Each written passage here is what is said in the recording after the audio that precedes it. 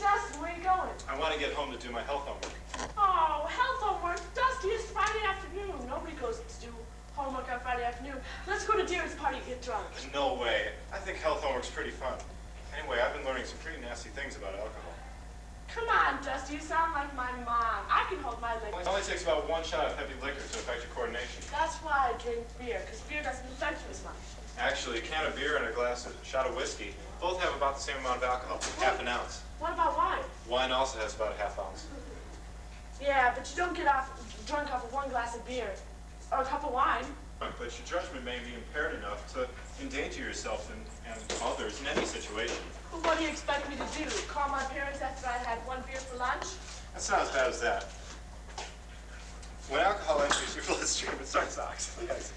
It takes about an hour to oxidize 1/4 of an ounce of alcohol. So you can figure that about 2 hours for a time. But you can cut that time down if you have something like fat in your stomach to digest the alcohol. It's good to have something in your stomach, but it doesn't help you as much as you suppose. Only 20% of the alcohol you drink is digested through your stomach walls. The other 80% remains undigested until it reaches your small. It goes through the small intestine, and it can soak up the alcohol there. Before it can, however, the alcohol has robbed the intestinal walls of important nutrients. This actually disables your intestines so they can't function at full capacity. Meanwhile, the alcohol seeps through the intestinal walls into the bloodstream, where it ends up passing through the heart, the brain, and other important body parts. Wait, I know it affects the brain. That's why you get drunk.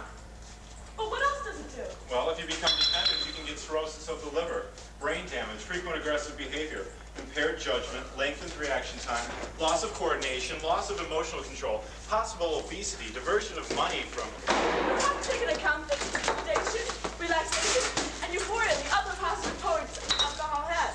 How about the ceremonial and religious effects of champagne and wine? Do you really think that old customs supplements of juice for their wine and services?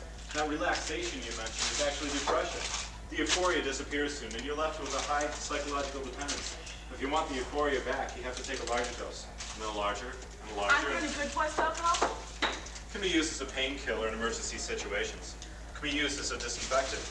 Alcohol is used to run internal combustion engines, cleanly and cheaply. With petroleum costs so high, that's important. Oh, so overdrinking is dangerous. But it's my body, I can trash it if I want. No one has... Alcohol can make you responsible for other people hurting too.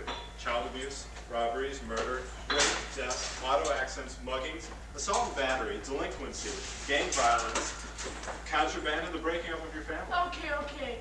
I heard the penalty for drinking and driving is pretty tough. Yes, legal intoxication is 0.1% blood alcohol.